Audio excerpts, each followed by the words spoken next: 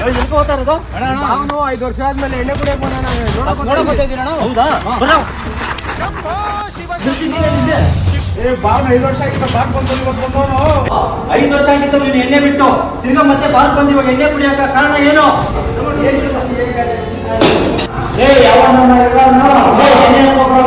ಎಣ್ಣೆ ಬೇಕು. ನಿನ್ನ ಪಡ್ಕೊಂಡಿದ್ದೆ ಪುಣ್ಯ ಗಣಯ್ಯ.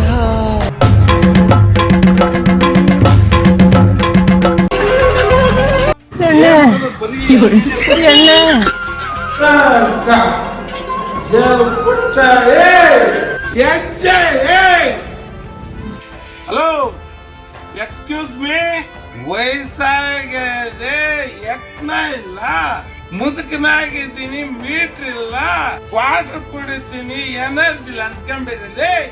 ಅದೇ ನನ್ ಗೊತ್ತ, ಅದೇ ನನ್ ತಾಕತ್ತು, ಅದೇ ನನ್ ನಿಯತ್ತು.